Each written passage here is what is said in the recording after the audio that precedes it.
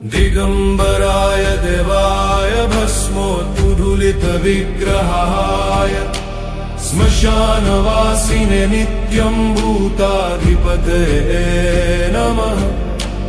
व्याघ्राजिनाम्बरधराय शूलपाणये ते नमः। अघोररूपधराय भूतनाथाय ते नमः।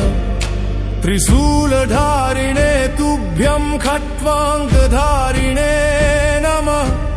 प्रमथाधिपतये नित्यं भस्मन्यष्टाङ्गाय ते नमः। सदाशिवाय शुद्धाय सर्वरूपाय ते नमः। भुक्तिमुक्तिप्रदात्रे च भस्मप्रियाय ते नमः।